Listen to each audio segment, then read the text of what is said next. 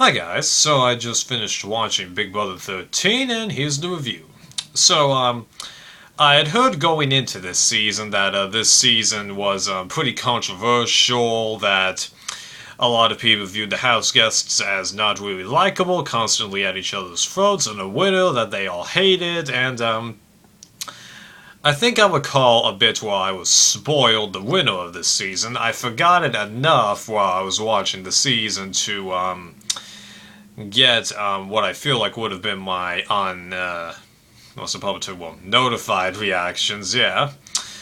But when I finished viewing it, I was like, it actually wasn't as bad as people say. But then I looked at all the controversies that were talked about during this season, because that's one thing that Big Brother is actually pretty infamous for, given the nature of that game. There's a whole lot of controversy that takes place in it. I don't really have to describe it to most fans out there, but after viewing that, now I kind of get what everyone's talking about, okay? Because yeah, it shows how violent people can be these days, how people really get hurt because of their actions and all that kind of stuff. I mean, like, I don't even have to really talk about it that much more, do I? Okay. So really, it's just the controversial reactions that really got me pissed off. But, like, in terms of actual gameplay, there really wasn't that much to complain about, honestly. Everybody got good amounts of camera time. There were good shifts of control, even though I didn't always like it's people to root for, people not to root for, and just, yeah, I had a fun time with it, because that's the good thing about Big Brother. Every season has actually been interesting. That's not to say that I've liked every season, because trust me, I haven't. Well, enough of that, let's jump into my thoughts proper. So, when the season started, I was campaigning for the veterans almost instantly, because I liked 4 out of the 6 veterans, so that meant I kind of had to put up with Brendan and Rachel being basically the same, although Brendan actually seemed to be a lot better this time, because having seen how he kind of went wrong the previous time, and now having firmly established himself with Rachel and being in a more better position of power, it was easier for him to actually try and make moves and try and rein Rachel in, especially since they had established the relationship to be long-term. But Rachel, she ended up doing a lot of what she did the previous time, gloating about the power and being crying when just a few things didn't work out her way. Don't come between me and my man. I really got tired of that, especially since Jordan did that a couple of times. That drove me nuts, yeah. And then Dick had to go, and like I thought that was it for the veterans right there, because Dick was the one that tried to form the thing, and like had he stayed, that game would have been completely different. He himself revealed that he wasn't pleased necessarily with how the veterans did, although I think he was happy with the end result of the game. But yeah, I'm with Dick. It would have been a lot better if he had stayed in that situation. Then, oh yeah, and what about the duo twist? Well, this is basically taking the twist from season 9 and doing it right, because forget allergies.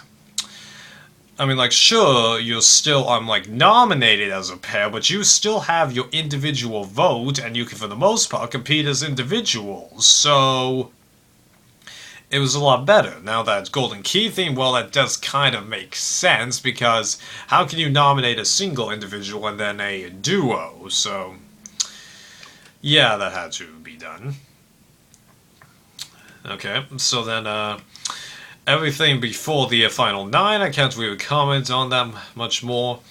Then Danielle decides to make her power move, and just, I wasn't pleased with that, because I got the feeling that it wasn't really going to work that well, that she was going to shoot herself in the foot and probably take out a couple of veterans with her, which is exactly what she did.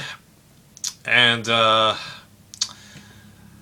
yeah, that really sucked, because I do remember liking Danielle, but it turns out a lot of it was, one, because her father was there, and two, the house guests in Season 8 actually liked each other a lot more than these ones, because other than, I think, Season 9 and one or two moments in Season 6, this was definitely the season where the most house guests, well, hated each other. I don't have to get into that anymore, do I? But yeah, Danielle ended up getting herself gone for the game after evicting Brendan twice. And yeah, what's the deal with bringing a house guest back a season late? You were doing it every third season up till now. Come on. And then Jeff, Danielle was able to leave enough that he'd went out with her. Yeah, that's so ironic. Every time he wins the HOH and that veto, he ends up going the very next week. Yeah. I mean, like, it wasn't completely his fault this time, because I really do not feel like he really did anything wrong this time. He was doing the moves that he should have made. He just didn't win that veto, and that's another big what-if for this season. What would have happened if he had seen that other clown shoe? Well, that was actually not too difficult at first. Rachel or Jordan would have gone, but after that, who knows? It could have been different. It might have actually been about the same. Because like, let's say, if Rachel had gone, then, well, the final 6 veto, he or Jordan, if they were still there, wouldn't have won. I think you guys get the idea. Okay. What else is there to talk about? Then, like, the other members of the jury, well, I had my ups and downs with them. Ultimately, I don't think I really like them as gameplay people, but as just ordinary people outside of this game, I got no real complaints, because, like, even Kalia, I really don't have any problems with her, except for her celebrating after winning every darn HOH, and the fact that she, sided with Danielle, who shot herself in the foot and took a couple of veterans with her. That's the main reason why I dislike her. And then, like, Shelly. She herself admits it. She'd take it back if she could, and I believe her. That's why she ended up being the swing vote at the finale. Thank you, Shelly. I'll get on Portia later. And then Adam, well, I enjoyed the guy. I didn't really think there was not much to his gameplay, but had this been a regular season of Ordinary People, who knows? He could have brought something to the table, and he's yelling, you know, like how he would have won the game had he been there. Well, yeah, you might have, but given, this particular season, with this particular group of people, that includes the veterans, mind you, it wouldn't have been that great. Had it just been all newbies, maybe.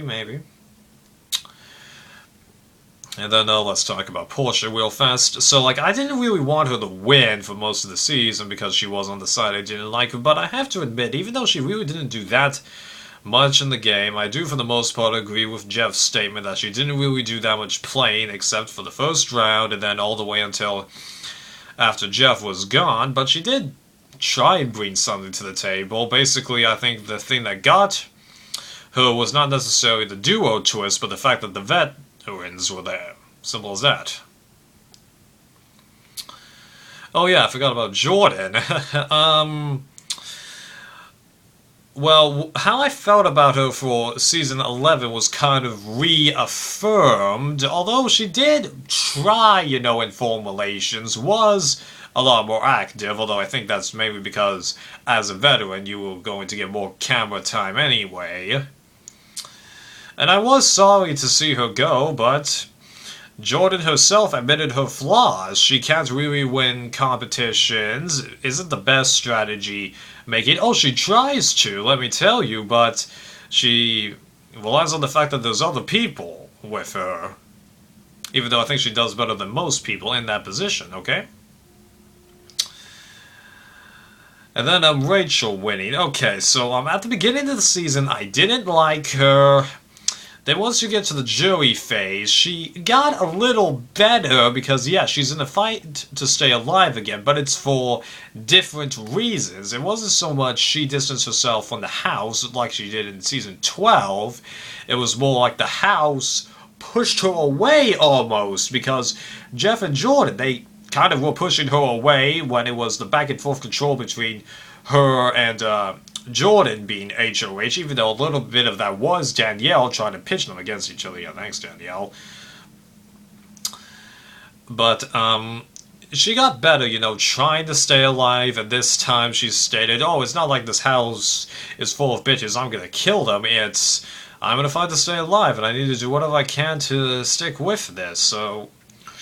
She isn't completely better, let me tell you, but she was better.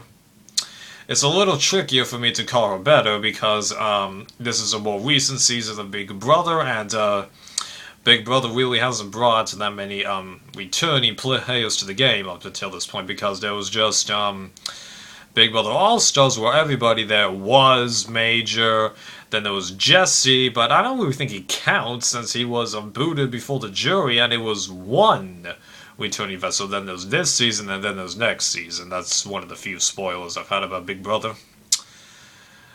So it's a little trickier to judge her progress, but I do feel proud of her. She put in, I think, one of the best fights to stay alive that Big Brother has seen. And actually, I don't think there really isn't that much to compare her to, because every other big people of controlling this game, oh, I know who to compare her to. Janelle! There we go!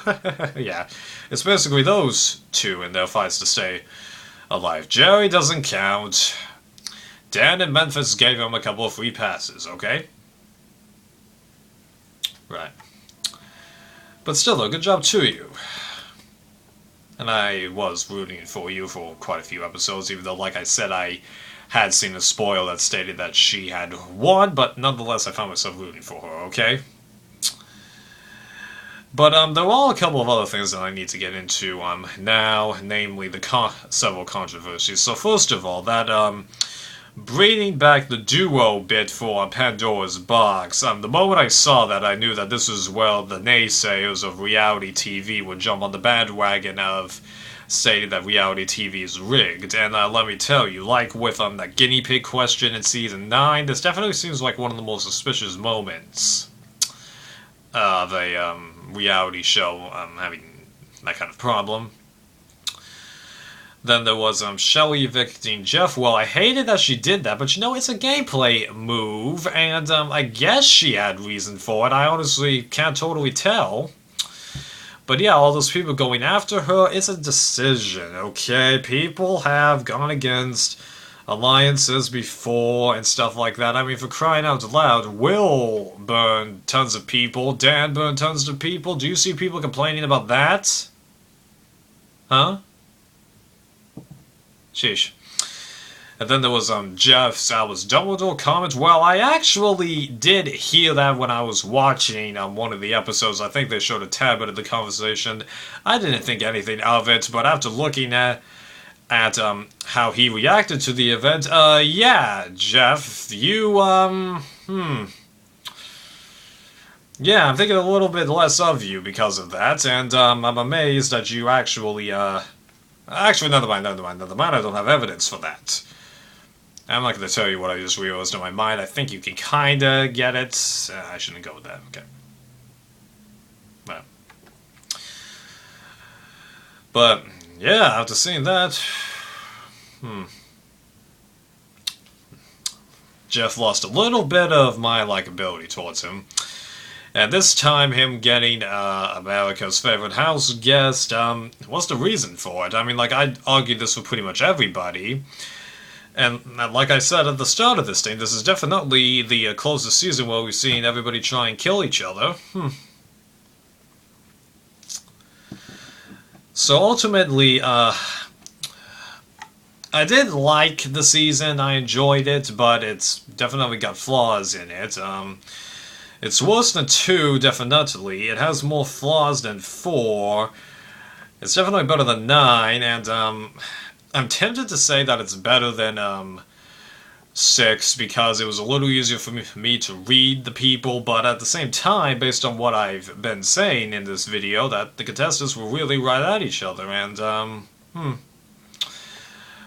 So, I don't know, I guess I'm just going to have to put it basically right at 6's level. I don't really need to reframe that because I've already said it in this video and the season 6 video. So ultimately, it's not as bad as I think most people said, but boy, could it have been a lot better, and boy, was that house close to exploding, let me tell you, in hindsight. See you next time.